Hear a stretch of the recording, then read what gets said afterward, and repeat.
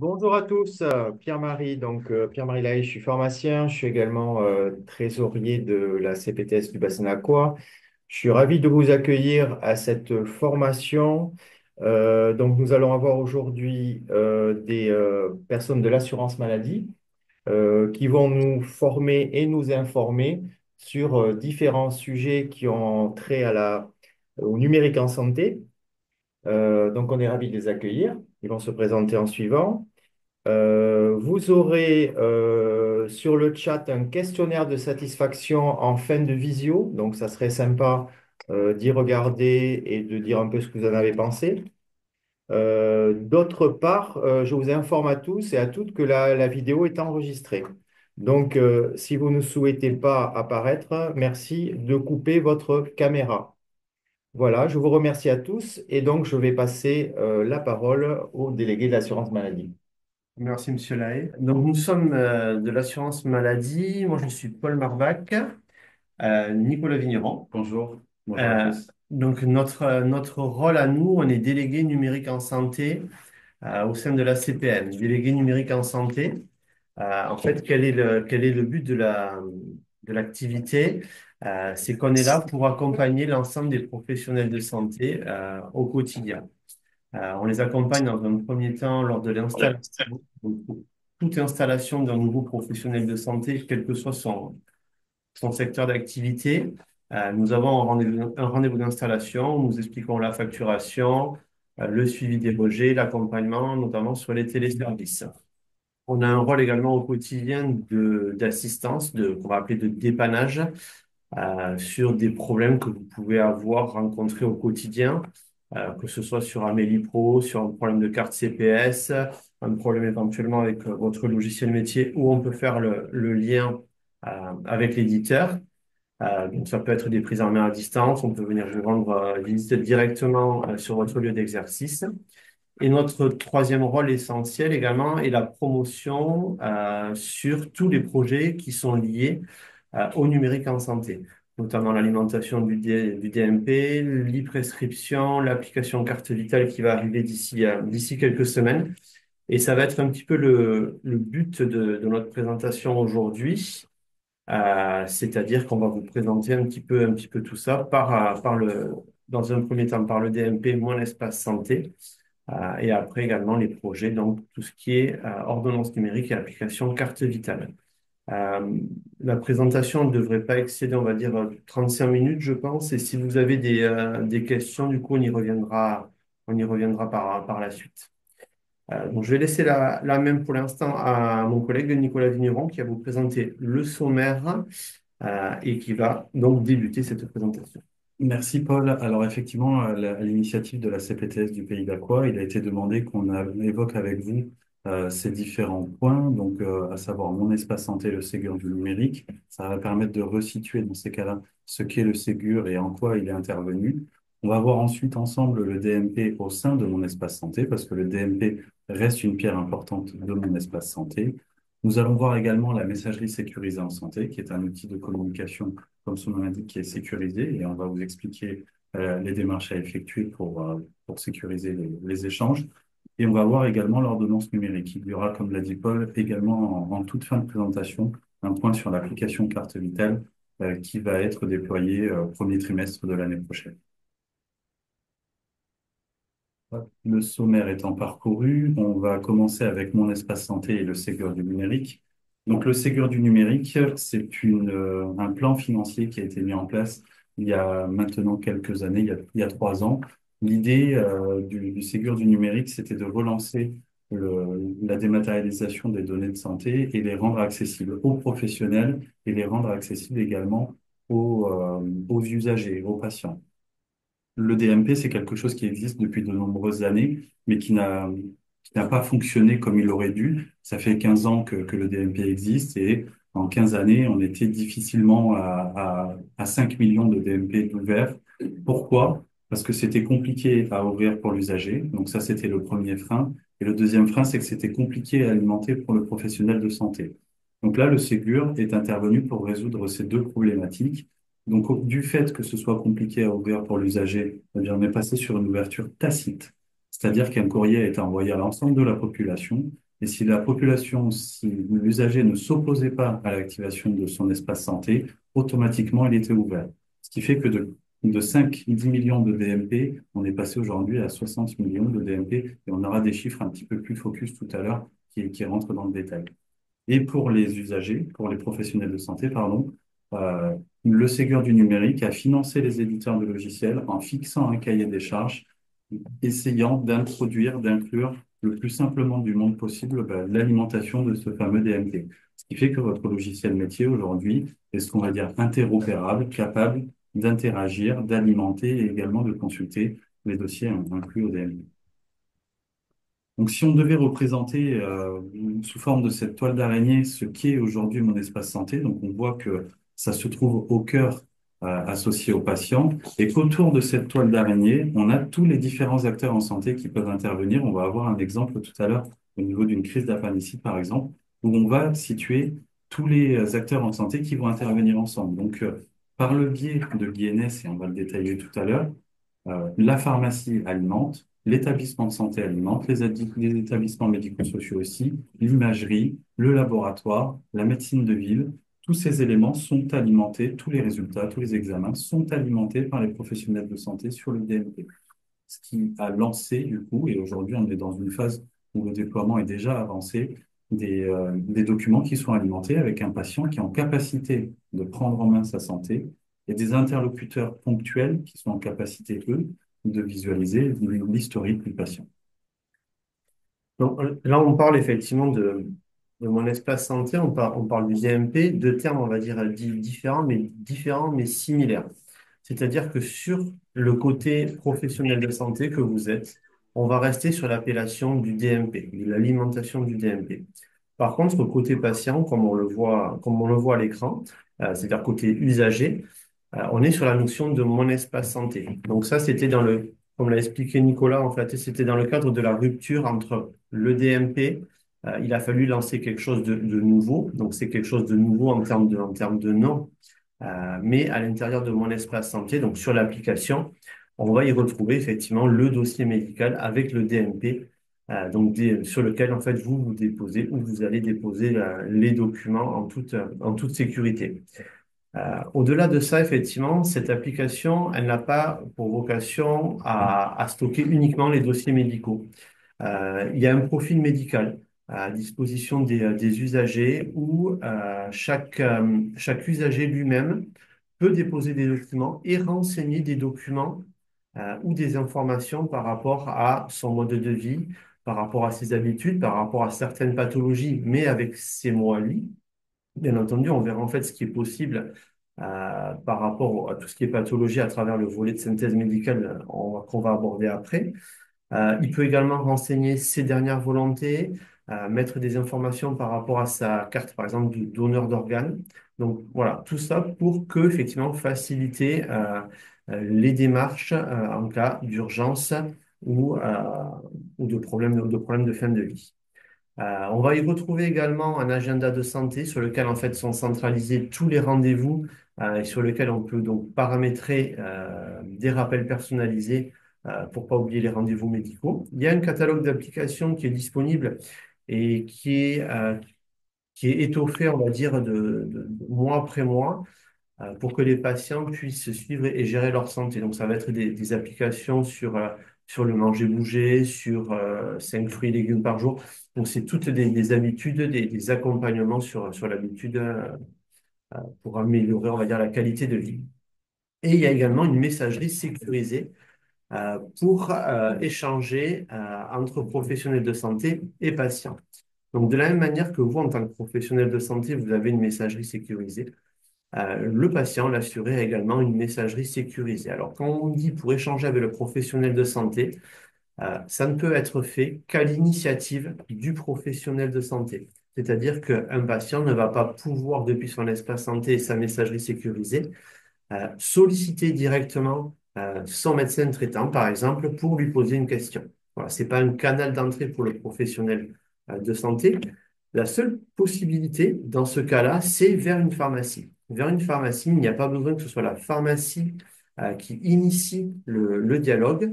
Ça peut être fait directement à l'initiative du patient notamment pour l'envoi d'une ordonnance, pour une préparation de produits ou autre. Donc ça peut être fait directement par le patient. Si vous souhaitez effectivement, et on vous encourage à activer mon espace santé pour voir tout ça si vous ne l'avez pas déjà fait. Donc vous allez voir, l'activation est assez simple. Il faut être muni de sa carte vitale avec le numéro de série, donc le numéro de série qui est marqué soit au dos, soit sur le devant, selon que la carte est une photo ou pas. Et si par cas vous avez des soucis pour l'activation de mon espace santé, vous avez le numéro 3422 en fait qui va vous guider. Vous avez un opérateur qui va vous guider pour la création, mais vous allez voir que l'activation en fait est quand même assez simple. Donc ça, c'était pour le côté, on va dire, côté usager. On va revenir effectivement maintenant sur le côté professionnel de santé avec l'INS. Donc l'INS, qu'est-ce que c'est? C'est l'identité nationale de santé. C'est la carte d'identité, on va dire, électronique du patient, sur lequel il y a 5 points de vigilance, en fait, qui doivent être validés de manière à s'assurer de l'identité de votre patient. Quels sont les traits d'identité? Donc, c'est le nom de naissance. Donc, j'insiste bien le nom de naissance et pas le nom d'usage marital. C'est le ou les prénoms, c'est la date de naissance, c'est le sexe et c'est le code du lieu de naissance. Pourquoi toutes ces informations-là? Pour s'assurer que on est bien, au-delà du numéro de sécurité sociale, qu'on est bien entre le nom et le prénom, qu'on soit bien sûr que les documents déposés correspondent à la bonne personne. Alors, le code de naissance, le code du lieu de naissance, imagine. Alors, on posera les questions après la présentation. Si vous avez des questions en cours de présentation, mettez-les dans le chat. Vous avez un chat qui est disponible. N'hésitez pas à l'utiliser pour formuler vos questions. On va laisser la présentation se poursuivre et on répondra aux questions juste après. Merci beaucoup. Merci, Jérémy. Donc, voilà, comme je vous ai expliqué, l'INS, à quoi ça sert? En fait, ça permet de garantir l'identification uniforme et fiable, quel que soit le professionnel de santé concerné. Et effectivement, on a pu le voir sur les Landes, nous sommes quand même un territoire assez rural où il peut y avoir des divergences sur l'utilisation de certains prénoms, euh, notamment pour les personnes âgées sur des pratiques, on va dire, qui étaient faites il y a quelques années. Donc, une INS qualifiée, c'est l'assurance d'une interopérabilité avec le logiciel métier et donc l'intégration automatique et facilitée des documents médicaux. Comment qualifier l'INS? Donc, effectivement, le code du lieu de naissance, en fait, on ne demande pas aux professionnels de santé d'avoir tout le catalogue des codes des lieux de naissance, des codes des villes, parce que ça serait du temps perdu, on va dire, pour vous. Donc, vous avez sur vos logiciels métiers, en fait, un téléservice qui s'appelle INSI, donc c'est-à-dire INS intégré, qui va vous permettre, en fait, de récupérer les informations du patient. Et vous, en fait, vous, avec la pièce d'identité que vous pouvez demander, effectivement, à votre patient, vous avez la possibilité de vérifier ces informations et de valider l'INS. Euh, pour les professionnels de santé ayant également une secrétaire médicale, pardon, cette activité, elle peut être déléguée à la secrétaire médicale via son authentification CPE. On ne va pas y rentrer dedans en détail, mais sachez que si vous souhaitez voilà, des informations par rapport à cette pratique avec votre secrétaire, il y aura nos coordonnées en fin de webinaire et on sera là pour vous accompagner dans les démarches. On va voir maintenant le parcours, effectivement, le cas d'usage d'un DMP avec la prise en charge d'un cas d'appendicite. Merci Paul. Alors effectivement, là, on va être sur un cas de figure intéressant parce que autour du patient, il va y avoir plusieurs interlocuteurs qui vont être amenés à intervenir et chacun, à son niveau, va alimenter le dossier médical partagé du patient. Euh, Comme vous pouvez le voir à l'écran, on est face à un patient qui vient de déclencher une crise d'appendicite. Donc là, dans ces cas-là, il s'oriente vers son médecin traitant. Son médecin traitant va lui établir une ordonnance, donc en format de prescription, mais on en reparlera tout à l'heure. Et il va lui faire une prescription de biologie, par exemple. Le patient va ensuite se diriger vers le laboratoire. On voit que le lien entre chaque étape et ce que vient de dire Paul à l'instant, l'identité numérique en santé du patient avec chacun qui doit effectuer cette vérification une fois, une seule fois, mais chacun pour que les données puissent être alimentées. Le laboratoire, il va effectuer son analyse et il va être en mesure de déposer donc DMP version pro et mon espace santé version usager, le résultat et le compte-rendu biologique. Le patient va donc pouvoir être en mesure de prendre connaissance de cette information directement depuis son espace santé. Une fois les résultats obtenus, il va se déplacer chez son médecin traitant qui était à l'origine de la prescription. Donc, il va également retrouver le compte-rendu dans la MS Santé, sa messagerie sécurisée. Le médecin traitant va faire une lettre de liaison orientant le patient à l'hôpital, étant donné que la crise d'appendicite est confirmée. Une fois qu'il a établi cette lettre de liaison, il a également déposé cette lettre sur l'espace santé pour que le patient puisse en profiter de façon dématérialisée. Au cours de l'hospitalisation, le traitement va être effectué. Lors de sa sortie, l'hôpital va être en mesure d'intégrer également tous les documents relatifs à l'intervention qui vient d'avoir eu lieu, à la fois sur la MS Santé pour tenir le médecin prescripteur au courant, le DMP, mon espace santé. Une fois que ce parcours a eu lieu, donc on va imaginer que le patient se déplace en pharmacie, il se déplace en pharmacie, il est muni de son ordonnance, format numérique ou pas, on en discutera tout à l'heure. La pharmacie va être en mesure de délivrer le traitement. Une fois qu'elle aura délivré le traitement, l'assurance maladie va enrichir les données de délivrance sur l'espace santé, donc sur le DMP du patient. Et en toute fin d'étape, on va avoir le médecin traitant qui va tirer les conclusions de cet événement médical qui vient de se produire dans la vie de son patient en enregistrant dans l'espace santé, donc via le DMP, le volet de synthèse médicale. Et ça, on y reviendra juste après. Mais ce volet de synthèse médicale, c'est quelque chose qui regroupe tous les antécédents du patient. Et là, on est face à un antécédent qui peut être justement renseigné. Si on regarde bien sur tout ce parcours-là, on a quand même beaucoup d'acteurs en santé qui sont intervenus. Chacun a pu apporter sa pierre à l'édifice en déposant son document relatif à la santé sur le dossier du patient. De cette façon-là, les intervenants ponctuels qui sont intervenus au cours de la santé du patient, au cours de son parcours, ont pu visualiser. Donc là, on a un cabinet de ville, on a le centre hospitalier, on a le laboratoire et on a l'officine, juste pour ce cas simple d'une appendicite. Donc les professionnels de santé ont pu alimenter, consulter, s'enrichir et traiter le patient comme il se doit. Merci Nicolas pour tout ce parcours détaillé. On va aborder maintenant juste quelques chiffres rapidement. Vous les aurez de toute façon si vous voulez plus les étudier sur le replay du webinaire. Il faut savoir donc qu'à ce jour, 500 000, près de 500 000 personnes se connectent chaque semaine sur son espace santé. Espace santé, comme on l'a vu tout à l'heure, donc qui a été lancé il y a 3 ans. Alors, ça a été lancé avec une campagne de publicité auprès des patients, comme publicité télé, radio. Ça a un petit peu baissé la publicité ces derniers mois, mais là, ça repart.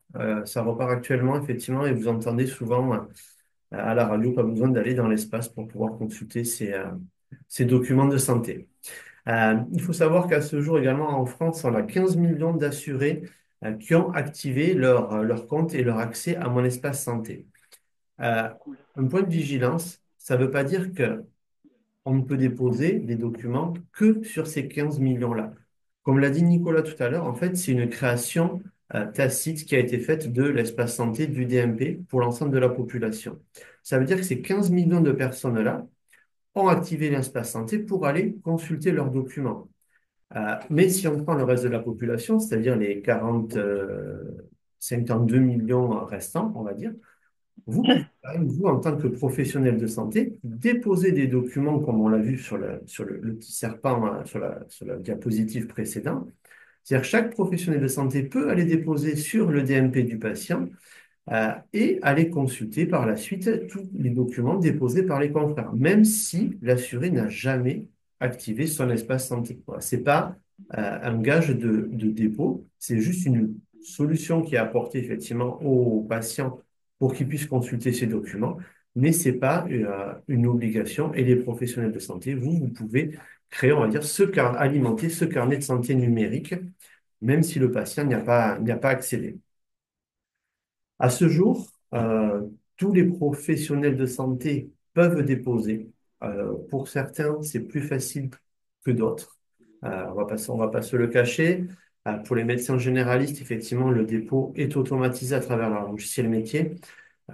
Pour tous les auxiliaires médicaux, c'est un petit peu plus complexe. Il faut que ça passe par l'interface web parce qu'à ce jour, effectivement, ils ne sont pas rentrés dans la vague Ségur qui va permettre une consultation et une alimentation facilitée des documents. Ça va arriver sur 2025-2026 et on sera là pour vous accompagner.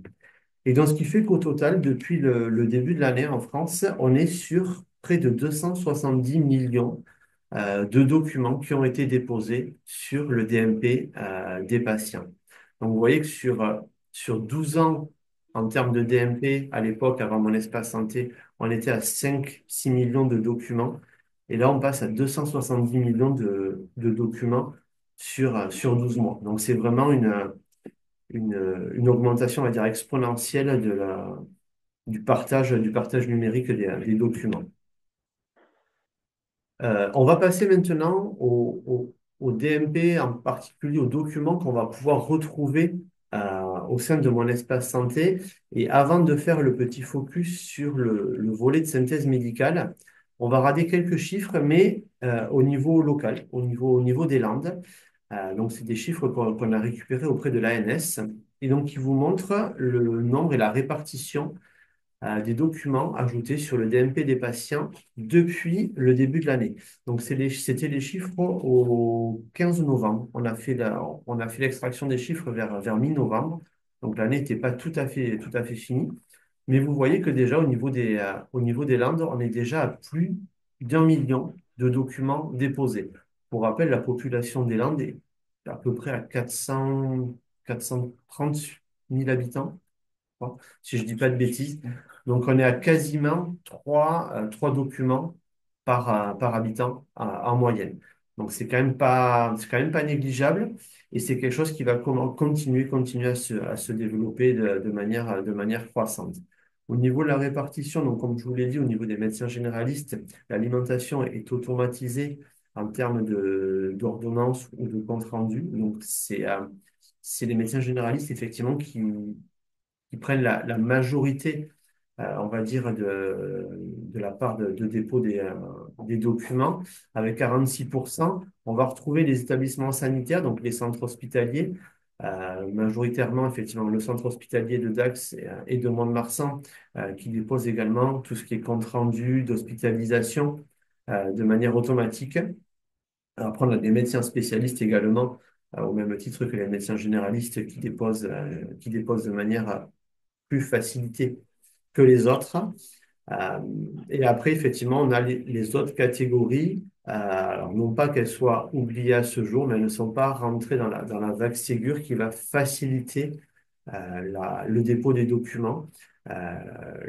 Pour les pharmaciens, M. Lahaye pourrait me le confirmer, que ça commence à être facilité, notamment le dépôt des vaccinations. Voilà dessus. Et au niveau des laboratoires, les laboratoires ne représentent qu'1%. Alors, il y a une petite étoile. Pour nous, c'était un rappel pour qu'on y pense, à vous le préciser. Les laboratoires représentent, au niveau des Landes, beaucoup plus que 1%. Sauf que c'est une histoire en fait de finesse géographique et de finesse juridique.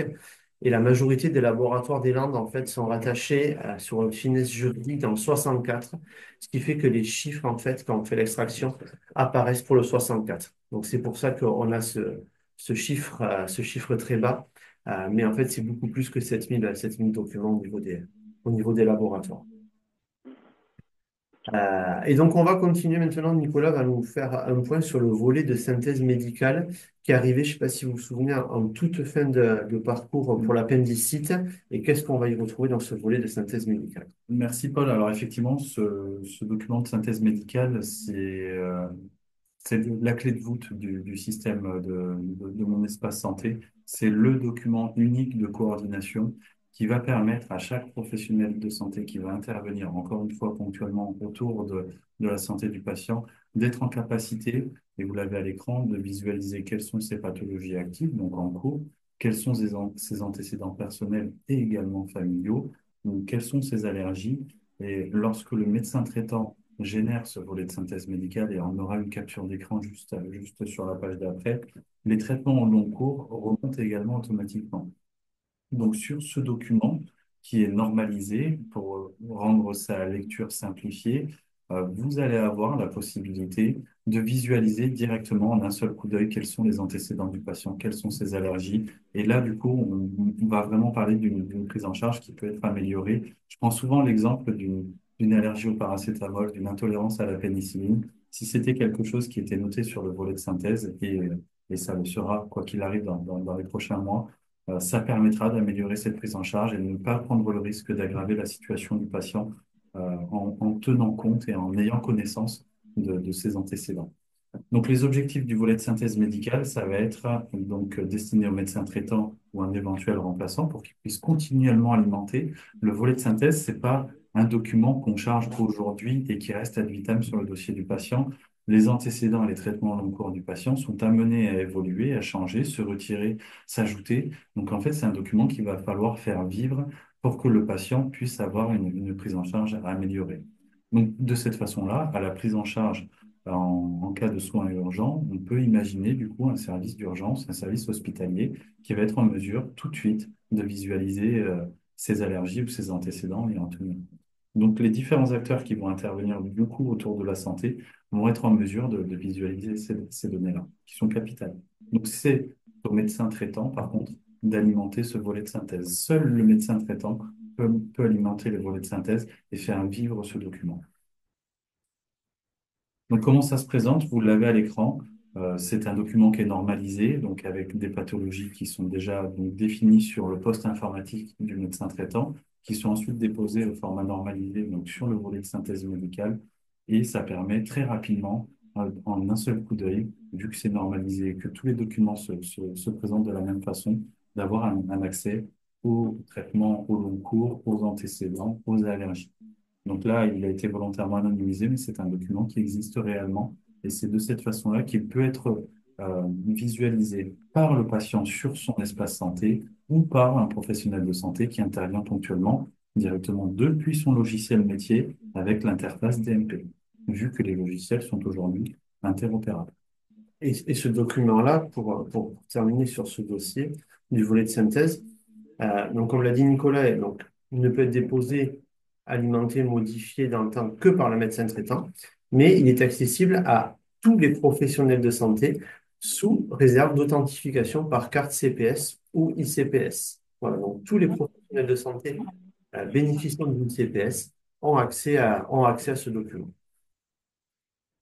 On va passer à la messagerie sécurisée en Ouais, santé, ouais. Nicolas? Comme on l'a vu tout à l'heure, la messagerie sécurisée, c'est un outil qui peut être utilisé pour communiquer avec le patient ou pour communiquer entre professionnels, qui permet de sécuriser les échanges, stop aux données de santé qui sont véhiculées sur des adresses Orange, Gmail, Hotmail. J'ai rien contre eux, mais là, on parle de données de santé qui sont véhiculées sur des plateformes qui potentiellement sont non sécurisées.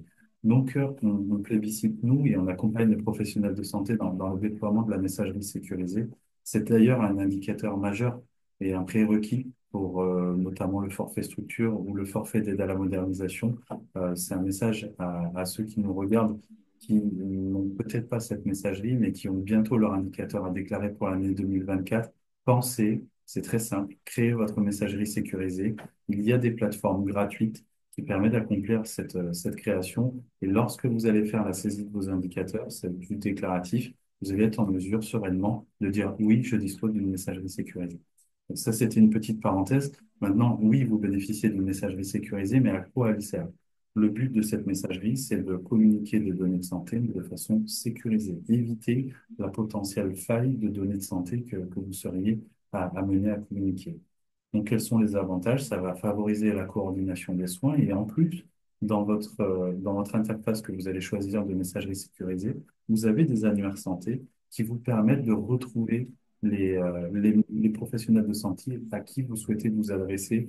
Et étant donné que les consultations sont régulières, vous avez l'assurance du coup d'une consultation et d'un parcours sécurisé de bout en bout sur la communication de données. La différence qu'il y a donc, entre la messagerie sécurisée que vous connaissez actuellement, donc, qui permet d'échanger entre professionnels de santé, c'est ce qu'on a vu tout à l'heure et Paul l'a évoqué. Jusqu'à maintenant, une messagerie sécurisée, c'est quelque chose qui vous permettait d'échanger de façon sécurisée entre professionnels. identifiés avec carte CPS ou ICPS, mais entre professionnels. Avec l'arrivée de mon espace santé, vos patients, vous, nous, en tant que patients, disposons également d'un espace messagerie incorporé à mon espace santé. Paul l'expliquait tout à l'heure, je vais pouvoir échanger avec un professionnel de santé, mais uniquement à son initiative. La seule catégorie de professionnels de santé que je vais pouvoir interpeller sans qu'il ait été à l'initiative d'un échange, ce sont les pharmacies. Pourquoi? Parce que les pharmacies, on part dans l'idée où j'ai une ordonnance complexe. À ce moment-là, cette ordonnance complexe, je pourrais l'adresser donc à mon pharmacien de façon sécurisée pour qu'il puisse préparer et faire le réassort si nécessaire du traitement.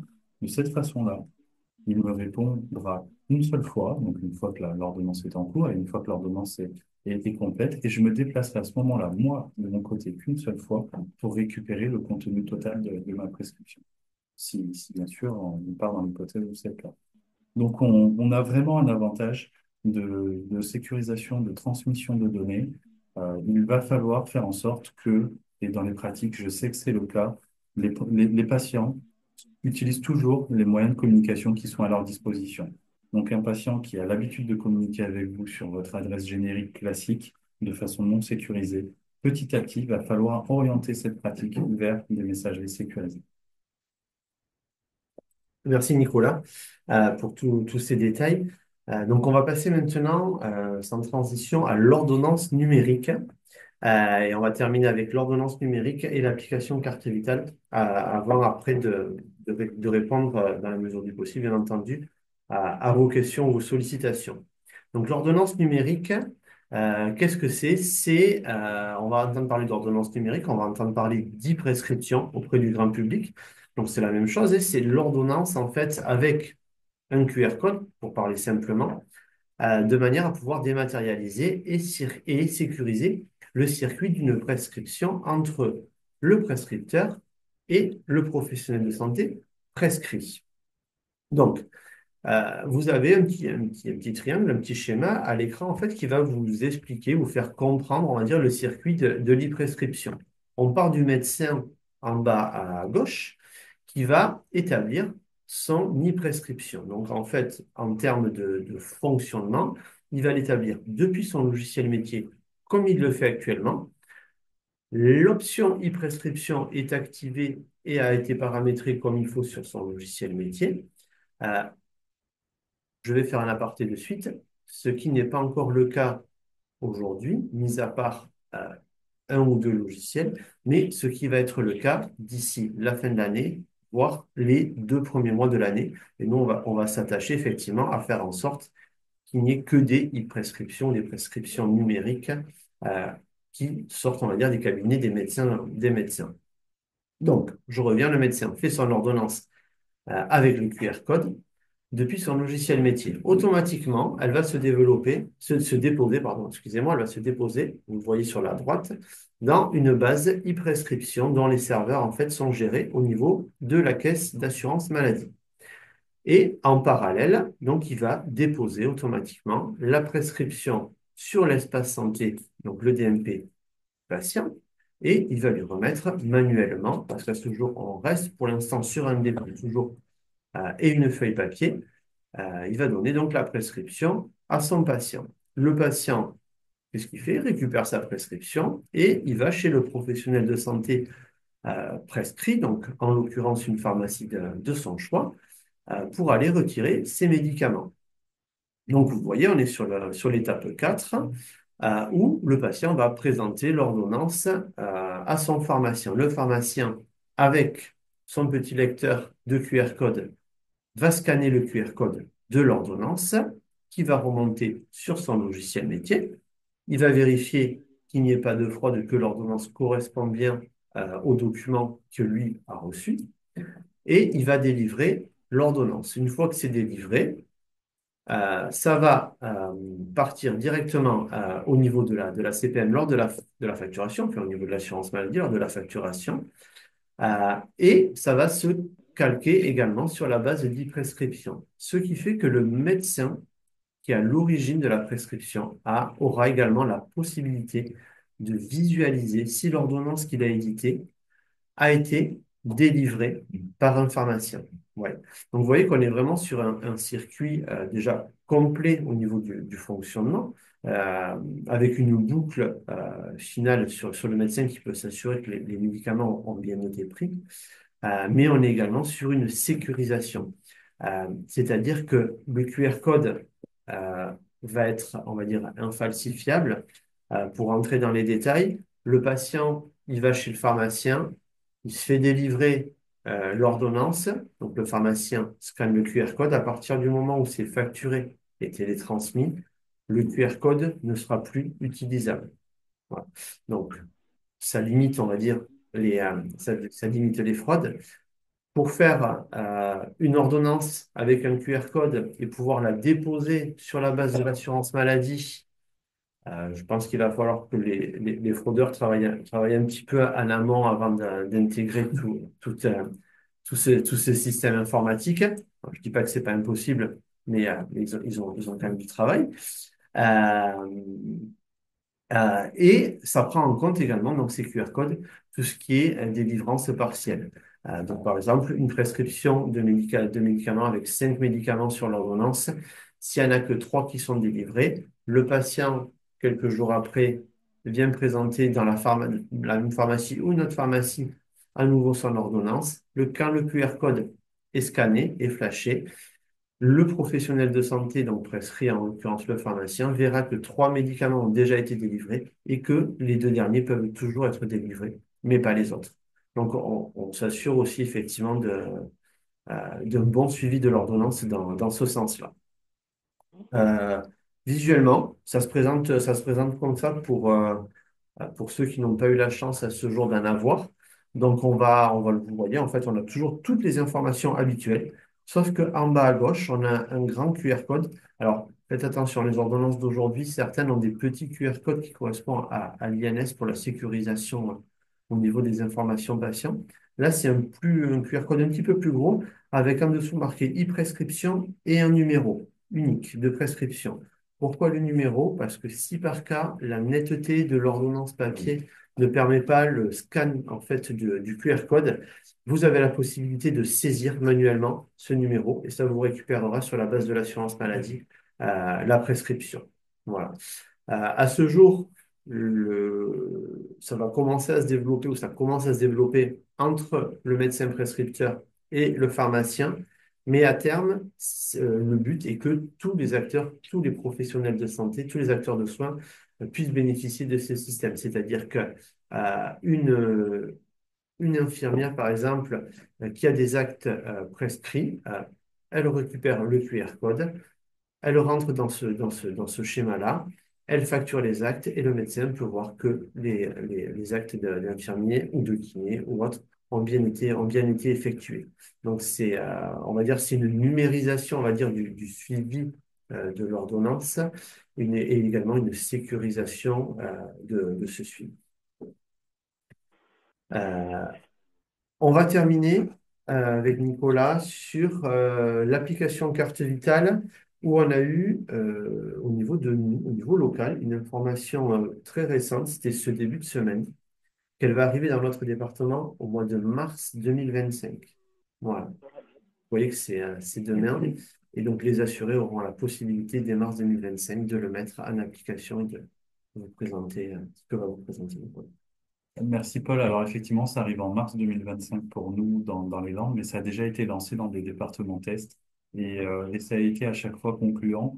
Alors le déploiement et on va détailler après le parcours, mais le déploiement de l'application Carte Vitale, il va d'abord débuter par une sensibilisation de nos publics, donc de nos assurés, pour faire en sorte qu'ils fassent la création de cet espace-là, qui téléchargent l'appli, qui s'enregistrent sur l'appli. Il va y avoir tout un parcours d'authentification et de sécurisation qui emmènera au final à la création de cette application et l'intégration de la carte vitale dans le téléphone. Donc, si on se répertorie à ce schéma, comment va se dérouler la facturation? Donc, en fait, vous aurez 2 possibilités pour lire une application carte vitale. Soit le téléphone du patient est équipé de la technologie NFC. Vous savez, c'est comme lorsqu'on intègre la carte bancaire à notre téléphone, simplement en posant le téléphone sur le terminal, ça permet de transmettre les données. Ou alors, lorsque le patient ouvrira son application carte vitale, un code, un QR code sera généré. Vous lisez ce QR code et donc votre logiciel de facturation va se connecter directement au téléservice ADRI, ce qui veut dire que lorsque vous allez passer par ce canal-là, une carte vitale, on le sait très bien, des fois elle est à jour et les dernières données sont dessus, et des fois elle n'a pas été mise à jour depuis longtemps, ce qui fait que une exonération ou un changement de régime a peut-être eu lieu entre-temps. Donc ça peut gêner et générer des rejets au niveau de la facturation. Là, ça va être c'est un problème qui sera évacué immédiatement, étant donné que il va y avoir une interrogation de nos bases de données et la situation du patient immédiate remontera sur vos écrans. Lorsque vous allez effectuer la facturation et la télétransmission, du coup, lorsque la carte vitale n'est pas là, habituellement, vous faites une télétransmission en mode dégradé, ce qui veut dire que vous avez des pièces justificatives à joindre à l'assurance maladie pour justifier la facturation que vous êtes en train d'envoyer, alors que cette fois-ci, même si la carte vitale n'est pas présente, à partir du moment où le QR code a été lu ou l'application carte vitale a été lue par la technologie NFC, vous allez être dans un parcours de facturation sécurisé cette fois-ci. Donc, plus besoin de justifier, hormis les prescriptions et les pièces justificatives habituelles, mais on n'est pas sur un mode de dégradé. Et en fin de parcours, le patient, il va recevoir directement sur son application carte vitale, comme un petit ticket, comme un ticket de sa consultation avec la date, le montant, et il pourra vérifier, visualiser sur son compte amélie.fr après le bon remboursement. Ça permet, on peut imaginer, on a un département côtier, un retour de plage, un touriste, quelqu'un de la jeunesse en général, même nous. On a toujours notre carte vitale avec nous, mais moins souvent, on a toujours, pardon, notre téléphone avec nous, et moins souvent notre carte vitale. Bien, ça permet, dans ces cas-là, de justifier d'améliorer le parcours de prise en charge et de facturation et du patient et du professionnel de santé. Oui, Paul? Ouais, donc vous voyez quand on vous a présenté en fait divers, on va dire divers projets, divers outils, le tout lié au numérique. Donc qui dit numérique, dit augmentation, effectivement, on peut penser des fraudes. Après, c'est un débat qu'on peut avoir parce qu'on peut avoir tout autant avoir plus de fraudes sur le côté papier. Pour revenir juste sur l'application carte vitale, euh, c'est pareil. En fait, on s'est attaché à assurer la sécurité au maximum. C'est-à-dire que l'application, comment on l'a sécurisée? NFC, la technologie NFC, mais mis à part se faire voler le téléphone, il n'y a pas possibilité forcément de fraude. Un QR code, on va se dire, ouais, mais un QR code, c'est beaucoup plus simple en présentant le téléphone. Il faut savoir que sur l'application, et vous verrez quand vous la téléchargerez, on ne peut pas faire de copie d'écran. Voilà. Et c'est un QR code dynamique. Donc, on va prendre l'exemple deux personnes qui souhaitent frauder, un qui veut se faire passer pour quelqu'un d'autre et qui prend en photo le QR code avec son téléphone de l'application. Quand il va aller le présenter à la pharmacie, ça ne va pas fonctionner. Pourquoi? Parce que c'est un QR code dynamique qui change toutes les minutes. Voilà. Donc, voilà, ça limite la fraude au niveau des assurés. On s'attache, alors on n'a pas la prétention à vous présenter des outils, on va dire, qui sont à 110% sécurisés, mais tout est fait au niveau de la Caisse nationale pour sécuriser au maximum l'ensemble du flux de ces informations de manière à éviter des désagréments importants. Donc, c'était juste pour vous préciser ça, parce que nous, on a pu avoir à notre quotidien quelques petites réticences ou questions. Donc, c'est bien de le repréciser avant de terminer, Nicolas, avec nos coordonnées. Oui, donc on va laisser place du coup à vos questions maintenant, mais à l'écran apparaissent nos coordonnées si vous avez besoin de nous solliciter pour un sujet qu'on a abordé aujourd'hui ou un sujet qui concerne le numérique en santé. Vous l'avez compris dans nos missions, nous, de délégués numériques en santé, nous sommes là pour vous accompagner dans l'usage des outils numériques. On est là aussi pour vous dépanner si jamais votre poste n'est plus compatible avec un Médipro, par exemple, ou que vous avez des soucis de connexion. On peut faire également le lien, et il y a l'icône qui est présentée avec l'Agence du numérique en santé si vous avez un problème avec votre carte CPS. Il y a l'adresse mail également générique du service qui apparaît. Donc, n'hésitez surtout pas. On s'était engagé à faire la présentation en 35 minutes. On a débordé un petit peu, mais ça laisse quand même place à vos questions. Donc, je vais laisser la main peut-être à Jérémy si jamais il y a des questions qui sont relatives. Juste cette image, elle nous plaît beaucoup parce que notre caisse des Landes a été réaménagée entièrement et elle est très belle. Alors, on va regarder dans le chat si vous avez des questions. Je crois que oui. Euh, Bonjour. Alors, c'est une question de Sabine Soubira, qui est directrice d'une résidence senior. Bonjour, le volet de synthèse médicale remplace le DLU. Est-ce que vous pourriez nous définir DLU, s'il vous plaît? C'est un acronyme que je ne connais pas. C'est un document de liaison, j'imagine. C'est un document de liaison. Oui, oui, bonjour. Effectivement, je dirige une résidence senior, mais avec des services autonomie intégrés. Et c'est à ce titre-là que l'usage du DMP euh, nous est autorisé. Et effectivement, dans ce que nous sommes en train de mettre en place avec notre nouveau DUI, se pose la question du document de liaison d'urgence qui, semble-t-il, doit être retrouvé dans le DMP. C'est pour ça que dans la présentation de ce volet de synthèse médicale, il me semblait que ça faisait référence au contenu du DLU. Quels sont les C'était, interlocuteurs qui vont être amenés à utiliser ce document d'urgence, du coup? Est-ce que c'est axé sur les établissements ou... Alors effectivement, c'est lorsque nous avons des personnes, des habitants qui peuvent être prises en soin par des services d'urgence pour lesquels nous devons leur fournir ben, les antécédents médicaux, le traitement en cours, voilà, etc. Et aujourd'hui, c'est un document écrit, établi par le médecin traitant.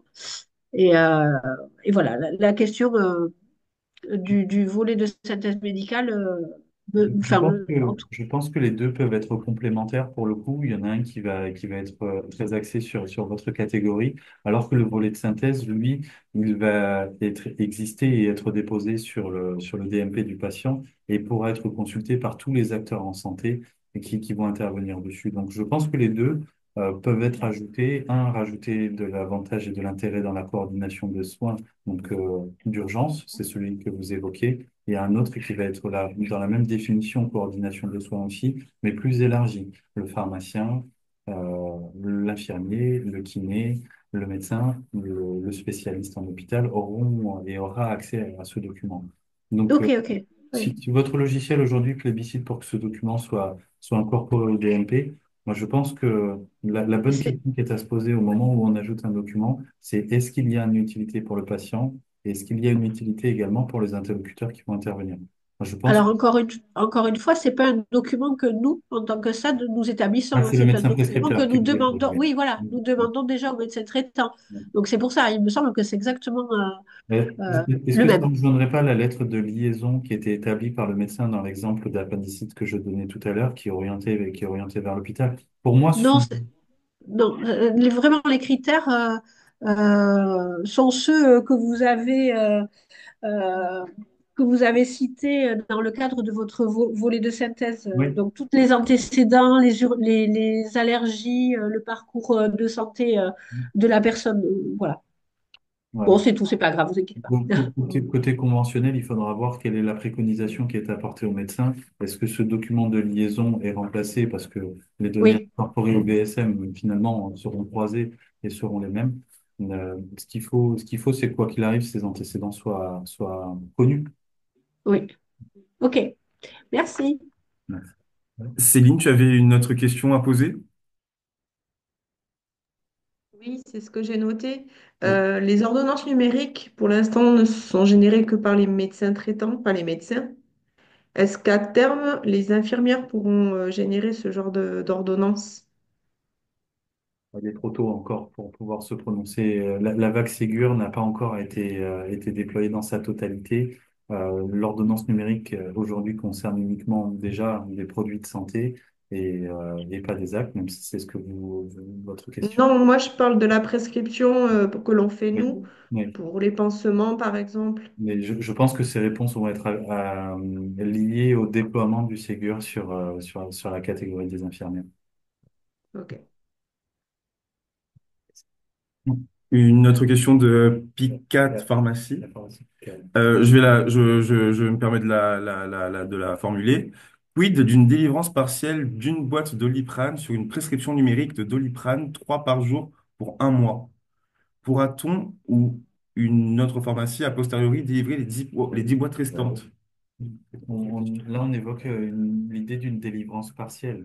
Donc, à partir du moment où la délivrance dans le QR code n'est pas notée comme étant totale, le contenu de l'ordonnance pourra être récupéré par un pharmacien qui interviendra. Le QR code restera valide tant que les renouvellements ne sont pas allés jusqu'au bout ou tant que la délivrance n'a pas été effectuée en totalité. Oui, d'autant plus que les logiciels métiers des pharmaciens vous calculent le nombre de boîtes en plus en adéquation avec la prescription. Donc, il y aura pas de souci là-dessus. Merci. Est-ce qu'il y a d'autres questions pour nos DNS? Moi, je vois que c'est bon. Jean-Marie, je te laisse conclure. Oui, ben, déjà, je vous remercie pour cette excellente présentation. Merci. Au niveau c'est vrai que les pharmaciens vont être rapidement concernés en premier lieu par l'ordonnance numérique. Donc, au niveau de l'INS, c'est vrai qu'on a noté parfois un peu de réticence parce que c'est pas dans les usages d'aller demander les cartes d'identité malheureusement. Mais bon, petit à petit, on y vient. Il se trouve que la vaccination a fait beaucoup de bien parce que dans l'intérêt des patients, pour tracer tous les actes, eh bien, on a demandé beaucoup de cartes et on a vu que ça se passait très, très bien.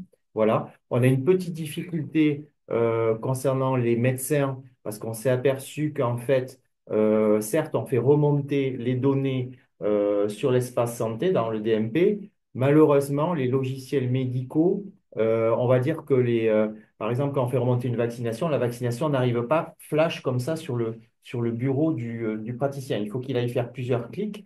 Et donc, en fait, on est quand même obligé de remettre une attestation au patient, une attestation de papier de sa vaccination. Ben, sinon, on s'est retrouvé dans quelques cas extrêmes où le patient a été revacciné de son Répévax, on va dire 2 mois plus tard, parce que le médecin n'avait pas été mis au courant. Vous voyez? Donc, en fait, tous les problèmes ne sont pas forcément résolus à 100%. Il faut être vigilant Alors, sur les usages. la vague, sur le Ségur, il y a plusieurs vagues. Sur la vague 2 du Ségur, sur la période 2025-2027, il y a l'intégration effectivement donc, des auxiliaires médicaux dans la vague du Ségur et il y a également la simplification de l'accès de la lecture des Voilà. documents pour les professionnels de santé. Donc, on espère effectivement que ces problématiques-là seront résolues. Et pour les pharmaciens, donc dernier point, insister sur les messageries organisationnelles, hein, parce que on l'a dit et redit, mais la messagerie personnelle, Pierre Dupont, @MS Santé, ça ne suffit pas. Il faut la messagerie organisationnelle, pharmacie Dupont, @MS Santé. Avec ESEA. Avec ESEA. Avec ESEA, ça fonctionne. Oui. Et dernier élément, aussi pour les pharmaciens, j'en parle parce que bon, c'est mon domaine, hein. Mais il y a donc ESEA qui fournit une messagerie gratuite. Il y a également des éditeurs de logiciels qui fournissent une messagerie, mais souvent c'est payant. Sachez que pour ceux qui ont choisi ESEA, l'an prochain, les éditeurs auront l'obligation de réintégrer cette messagerie dans vos logiciels métiers. Donc il y aura une interopérabilité. Donc ne vous inquiétez pas, ça va venir également. On est en cours de déploiement. Voilà, tout va s'améliorer avec le temps. Et une fois de plus, si vous avez des soucis, quelles que soient les professions, n'hésitez pas à contacter les délégués de l'assurance maladie. Ils sont là pour vous aider. Voilà. Donc, on va vous. Jérémy, tu vas faire peut-être la conclusion. Oui. Juste pour dire qu'on vous enverra le support de cette présentation-là. On la mettra sur Plexus et ben voilà, on mettra sur Plexus. Elle sera disponible également avec le replay sur notre site. Voilà. Mais merci à tous. Merci beaucoup. Et à très bientôt pour les mercredis de la CPTS. On va bientôt inventer un jingle. Merci à tous. Merci. Au revoir. Merci, au revoir.